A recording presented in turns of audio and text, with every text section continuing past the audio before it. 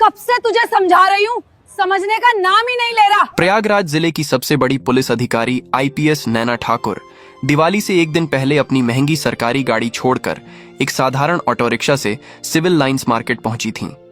उनका इरादा सिर्फ अपनी छोटी बहन अवनी के लिए कुछ ज्वेलरी खरीदना नहीं था, बल्कि शहर की नब्ज को समझना भी था कि क्या उनके क्षेत्र में लोग सुरक्षित और खुश हैं।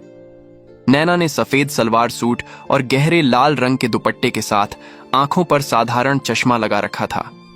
वह भीड़ में बिल्कुल घुल मिल गई थीं। बाजार की रौनक मनमोहक थी। कहीं मिट्टी के दियों की खुशबू, कहीं ताजी बनी जलेबियों की मिठास और चारों तरफ रंगीन झालरों की रोशनी। जब वह एक ज्वेलरी की दुकान पर चांदी के आभूषण देख रही थीं, तभी सड़क पर एक शोर सुनाई दिया। एक पुलिस जीप सायरन बजाती हुई तेजी से भीड़ को चीरती हुई आई और एक मिठाई के ठेले के पास रुक गई। ये ठेला था बद्री काका का, जो पिछले 5 सालों से इसी बाजार में अपनी जगह बनाकर मुश्किल से अपना गुजारा करते थे। आज दिवाली की बिक्री उनकी साल भर की जमा पूंजी होती थी। जीप से उतरकर बाहर आया इंस्पेक्टर रणवीर सिंह। उसके चेहरे पर घमंड और आंखों में सत्ता का नशा साफ झलक रहा था। ओए बुड्ढे, रास्ते पे दुकान क्यों लगाई है? इसे अभी हटा ले, नहीं तो तेरा ठेला तोड़ डालूंगा। मुझे यहां से वीआईपी मूवमेंट करवाना है और तूने रास्ता रोक रखा है। तू जानता नहीं मैं कौन हूं? रणवीर दहाड़ा। बद्री काका, जिनके हाथ कांप रहे थे, पास आए और हाथ जोड़कर बोले, साहब रहम करो, बस 2 घंटे की बात है, थोड़ी मिठाई बिक जाए तो तुरंत हटा लूंगा। किनारे हट जाता हूं, बस ग्राहकों को बिठाने के लिए थोड़ा सा। रणवीर ने उनकी बात बीच में काटी। बंद कर अपनी बकवास, यहां वीआईपी की बात चल रही है, तेरी बीवी की नहीं। चल हटा इसे। तभी एक कांस्टेबल ने रणवीर के कान में फुसफुसाया, सर, इतनी छोटी सी बात का क्यों बतंगद बना रहे हो? रणवीर ने गुस्से में उस कांस्टेबल को फटकारा और सीधे बद्री काका के ठेले पर लात मारी। ठेला पलट गया। ताजे बने लड्डू, बर्फी और दिवाली के लिए खास तौर पर बनाई गई गुजिया सड़क की धूल में बिखर गईं। बद्री काका को गहरा धक्का लगा और वह वहीं पर रोने लगे। यह दृश्य नैना के लिए सिर्फ एक दुर्घटना नहीं, बल्कि उनकी वर्दी और उनके विश्वास पर किया गया हमला था। उनके हाथ अनायास ही मुट्ठी में कसमसा गए। उनकी नजरों के सामने 1 सेकंड के लिए उनकी आईपीएस ट्रेनिंग, उनका शपथ ग्रहण और उनके माता पिता का चेहरा घूम गया, जिन्होंने हमेशा उन्हें सिखाया था कि शक्ति का उपयोग संरक्षण के लिए होता है, दमन के लिए नहीं। नैना ने सनग्लासेस उतारे। इंस्पेक्टर, ये क्या कर रहे हो तुम? एक बेकसूर आदमी के पेट पर लात मार रहे हो? नैना की आवाज में एक ऐसी धार थी जो रणवीर ने शायद अपने पूरे करियर में नहीं सुनी थी। रणवीर ने नैना को देखा। उसकी घमंड भरी हंसी आसमान में गूंजी। कौन हो तुम मैडम? यहां पुलिस का काम चल रहा है, जाकर घर में अपनी रसोई संभालो। तुम्हें क्या पता वीआईपी ड्यूटी क्या होती है? यह पुलिस का मामला है, दूर रहो। उसने और भी बदतमीजी करते हुए नैना के दुपट्टे की तरफ हाथ बढ़ाया। शायद तुम्हें अंदर आकर ही पता चलेगा कि पुलिस का काम क्या होता है, या क्या पता आज तुम्हें यहीं दिवाली गिफ्ट दे दूं। बस रणवीर की यह आखिरी सीमा थी। नैना की आंखों में अब कोई दया नहीं थी, सिर्फ कर्तव्य की आग थी। तुम अपनी वर्दी का गलत इस्तेमाल कर रहे हो। तुम्हें गरीबों को इस तरह सताने का कोई अधिकार नहीं है। दिवाली है, किसी को परेशान क्यों कर रहे हो? उन्होंने तुरंत रणवीर का हाथ पकड़ा। रणवीर को लगा जैसे किसी ने उनके हाथ को लोहे की रॉड से दबा दिया हो। दर्द से कराहते हुए वह पीछे हटा। मैडम, ये क्या कर रही हैं आप? छोड़िए मुझे। नैना जोर से बोली, आप लोग देखिए, यह है वर्दी का अपमान करने वाला, जिसने अपनी शक्ति का उपयोग रक्षा के लिए नहीं बल्कि उत्पीड़न के लिए किया। मैं इस जिले की आईपीएस अफसर हूँ, तुझे बहुत जल्द इसका अंजाम भुगतना पड़ेगा इंस्पेक्टर। इस पल से इंस्पेक्टर रणवीर सिंह सस्पेंड है। एक जोरदार झटके के साथ नैना ने रणवीर को सड़क पर फेंक दिया। नैना ने अपनी जेब से फोन निकाला और पुलिस कंट्रोल रूम को सीधे आदेश दिया, इंस्पेक्टर रणवीर सिंह को तत्काल प्रभाव से हिरासत में लिया जाए। वह विभागीय जांच पूरी होने तक जेल में रहेगा। और हां, बद्री काका के ठेले को हुए नुकसान का मुआवजा मेरे निजी खाते से तुरंत दिया जाए। रिपोर्ट मुझे शाम तक चाहिए। रणवीर सिंह का सस्पेंशन अगले दिन की मीडिया की सुर्खियां बन गया। लेडी आईपीएस के दबंग एक्शन पर आज हम बात करेंगे। जी हाँ, ये घटना समाज में एक महत्वपूर्ण संदेश लेकिन देती है। रणवीर सिंह इतना आसानी से हार मानने वाला नहीं था। उसकी पहुंच शहर के सबसे बड़े भूमाफिया भैरव सिंह तक थी, जो अक्सर पुलिस और राजनीति के गलियारों में अपना काम करवाने के लिए रणवीर का इस्तेमाल करता था।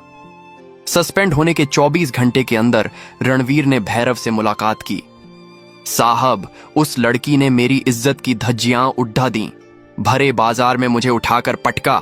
आपको अब मेरी मदद करनी होगी, मुझे वापस नौकरी चाहिए और उस नैना को सबक सिखाना होगा।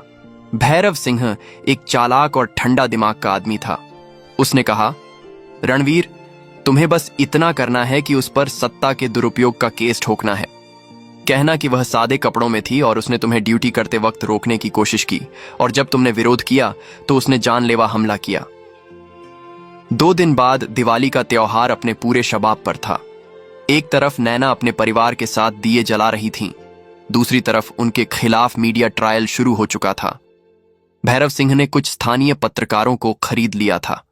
अखबारों की हेडलाइन, अहंकार में चूर आईपीएस, क्या एक सिविलियन पर हाथ उठाना सही? नैना को उनके वरिष्ठ अधिकारियों ने भी चेतावनी दी। नैना, तुमने अच्छा किया, तुमने अपनी पहचान जाहिर क्यों नहीं की? तुमने कानून को हाथ में लिया। नैना ने शांत पर दृढ़ता से जवाब दिया, सर, मैंने कानून को हाथ में नहीं लिया। मैंने कानून को उसके असली स्वरूप में लागू किया है। जब एक वर्दीधारी अपनी हद भूल जाए तो उसे सजा देने का अधिकार उस वर्दी के सबसे ऊंचे ओहदे को होता है। रणवीर भ्रष्ट है, यह साबित हो जाएगा। जांच बैठी। नैना को 24 घंटे के लिए अनिवार्य छुट्टी पर भेज दिया गया। भैरव सिंह को लगा कि नैना कमजोर पड़ गई है। उसने बद्री काका को धमकाया कि वह नैना के खिलाफ गवाही दे, वरना उसके परिवार को भारी नुकसान उठाना पड़ेगा। रात के अंधेरे में नैना अपने कुछ भरोसेमंद ऑफिसर्स के साथ चुपके से बद्री काका के घर पहुंची। काका, आपको डरना नहीं है, मुझे पता है भैरव सिंह आपको धमका रहा है। बद्री काका रो पड़े। मैडम, आप मेरी देवी हो, लेकिन मेरे बीवी बच्चों का क्या होगा? नैना ने उन्हें भरोसा दिलाया। मैं आपको भरोसा दिलाती हूं, आज रात से आप मेरे स्टेट विटनेस प्रोटेक्शन में हैं। आप और आपका परिवार पूरी तरह सुरक्षित है, बस आप सच बोलिए। अगले दिन विभागीय जांच शुरू हुई। भैरव सिंह और रणवीर सिंह जीत के प्रति आश्वस्त थे। तभी नैना ने अपना सबसे बड़ा हथियार निकाला। उन्होंने भैरव सिंह की सारी गैर कानूनी जमीन डील्स के ऑडियो रिकॉर्डिंग और वीडियो फुटेज पेश किए, जो उन्होंने रणवीर सिंह पर नजर रखते हुए पहले ही जुटा लिए थे। यह फुटेज साबित करता था कि रणवीर सिर्फ एक भ्रष्ट इंस्पेक्टर नहीं, बल्कि भैरव सिंह का एक प्यादा था, जो दिवाली बाजार में बद्री काका को परेशान करके उस जमीन को खाली करवाने की कोशिश कर रहा था। नैना ने अपनी बात खत्म की। मैंने जो भी किया वह सिर्फ एक इंस्पेक्टर को सबक सिखाने के लिए नहीं था, बल्कि शहर को इस जमीन माफिया के चंगुल से बचाने के लिए था। मेरी यह कार्रवाई पूर्व नियोजित नहीं थी, बल्कि तत्काल न्याय था। पूरे कोर्ट रूम में सन्नाटा छा गया। नैना ने साबित कर दिया था कि उनका एक्शन एक गुस्साई अधिकारी का एक्शन नहीं, बल्कि एक कुशल रणनीतिकार का क्यूदम था। जांच का परिणाम तुरंत आया। इंस्पेक्टर रणवीर सिंह को बर्खास्त कर दिया गया और उस पर भ्रष्टाचार और पद के दुरुपयोग का मुकदमा दर्ज हुआ। भैरव सिंह को तुरंत गिरफ्तार कर लिया गया। डीसीपी नैना ठाकुर को विभागीय जांच से क्लीन चिट मिल गई और उनके साहस और बुद्धिमत्ता के लिए उन्हें प्रशंसा पत्र से भी सम्मानित किया गया। लेकिन उनके वरिष्ठ अधिकारी अभी भी उनसे खुश नहीं थे।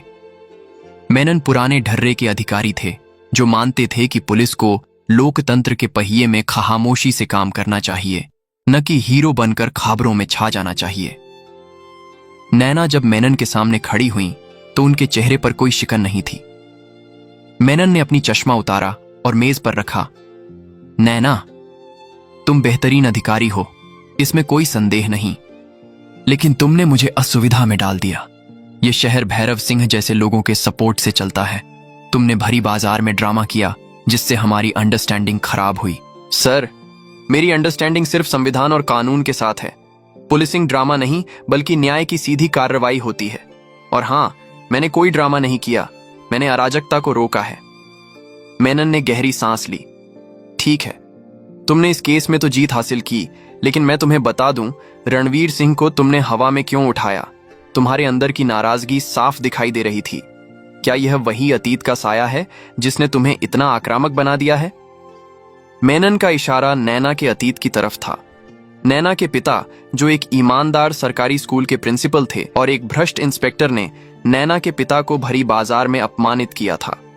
उस अपमान के सदमे से कुछ ही महीनों में उनके पिता की मृत्यु हो गई थी। नैना ने तभी ठान लिया था कि वह वर्दी पहनकर उस हर भ्रष्ट इंस्पेक्टर को सबक सिखाएगी। मेनन ने नैना की चुप्पी को देखकर कहा, व्यक्तिगत बदले को ड्यूटी मत बनाओ नैना। तुम बहुत आगे तक जाओगी, लेकिन इस तरह की हीरोगिरी तुम्हारी राह में रुकावट बन जाएगी। नैना ने पहली बार नम्रता से सिर झुकाया। सर, मैं स्वीकार करती हूं कि मेरे एक्शन में मेरा व्यक्तिगत दर्द शामिल था, लेकिन मैं यह भी दावा करती हूं कि मेरा दर्द कभी भी मेरे कर्तव्य पर हावी नहीं होगा। मेनन ने उन्हें एक अंतिम चेतावनी दी और छुट्टी दे दी। नैना जानती थी कि यह संघर्ष अभी खत्म नहीं हुआ है। दिवाली की शाम थी। पूरा शहर रोशनी से जगमगा रहा था। नैना घर पर अपनी छोटी बहन अवनी के साथ थी। अवनी उनकी हर बात समझती थी। अवनी ने नैना के हाथ में एक छोटा सा दिया रखा। दीदी, तुम हार गई। डीजीपी सर ने क्या कहा? नैना ने अपनी बहन को गले लगाया। हार नहीं अवनी, बस एक और लड़ाई जीतने का तरीका ढूंढना है। डीजीपी सर को लगता है कि मेरे अंदर बदले की भावना है। शायद वह गलत नहीं है। अवनी ने प्यार से नैना के माथे पर टीका लगाया। तुम बदला नहीं ले रही हो दीदी, तुम संतुलन बना रही हो। पापा हमेशा कहते थे कि एक गलत आदमी की ताकत को रोकने के लिए 100 सही लोगों का मौन तोड़ना जरूरी है। तुमने बद्री काका और बाजार के सभी लोगों का मौन तोड़ा है। बहन के ये शब्द नैना के लिए सबसे बड़ी शक्ति थे। तभी उनका फोन बजा। कॉल कंट्रोल रूम से थी। मैडम, भैरव सिंह ने हवालात में आत्महत्या करने की कोशिश की है। उसे हॉस्पिटल ले जा रहे हैं। नैना तुरंत समझ गई कि यह कोई आत्महत्या की कोशिश नहीं, बल्कि भैरव सिंह का अंतिम दांव है। वह जानता था कि जेल में वह सुरक्षित नहीं है, इसलिए वह अस्पताल जाकर वहां से भागने की कोशिश करेगा या किसी राजनीतिक संरक्षण की आड़ लेगा। नैना तुरंत अपनी वर्दी पहनकर दिवाली की रात में अस्पताल पहुंची। भैरव सिंह को इमरजेंसी वार्ड के एक अलग कमरे में रखा गया था। जैसे ही नैना कमरे में दाखिल हुई, उन्होंने देखा कि भैरव सिंह बेड पर लेटा है, लेकिन उसकी आंखें खुली हैं और वह एक डॉक्टर से कुछ फुसफुसा रहा है। यह डॉक्टर भी रणवीर सिंह का भाई निकला, जो उसकी मदद के लिए तैयार बैठा था। नैना को देखते ही भैरव सिंह ने जोर से चिल्लाना शुरू कर दिया। देखो, यह आईपीएस अफसर, यही मेरी जान लेना चाहती है। इसने मुझे सस्पेंड करवाया, अब मारना चाहती है। डॉक्टर ने विरोध किया। मैडम, आप यहां नहीं आ सकती, ये पेशेंट का कमरा है। नैना ने डॉक्टर को धक्का दिया और सीधे भैरव सिंह के पास गईं। भैरव ने सोचा कि नैना अब उस पर हमला करेंगी और वह इसे आत्मरक्षा का बहाना बनाकर भाग जाएगा, लेकिन नैना ने हमला नहीं किया। वह शांत खड़ी रहीं और अपनी आवाज को इतना धीमा किया कि सिर्फ भैरव सिंह सुन सके। भैरव सिंह, तुमने सोचा कि अस्पताल जाकर तुम भाग जाओगे या राजनीतिक सहारा ले लोगे। मैंने तुम्हें जेल से इसलिए निकाला ताकि तुम पूरी दुनिया को बता सको कि तुमने क्या क्या गलत किया है। नैना ने अपनी जेब से एक डिजिटल रिकॉर्डर निकाला और भैरव के सामने रखा। यह एक रिकॉर्डर है भैरव। तुम्हारी गिरफ्तारी के बाद मैंने रणवीर सिंह की पत्नी से मुलाकात की। मैंने उसे बताया कि कैसे तुम रणवीर का इस्तेमाल कर रहे थे और अब उसे अकेला छोड़ दिया है। उसने तुम्हारे खिलाफ माफिया डील्स के सारे सबूत दे दिए हैं। तुम्हारा पूरा साम्राज्य अब मेरे पास है।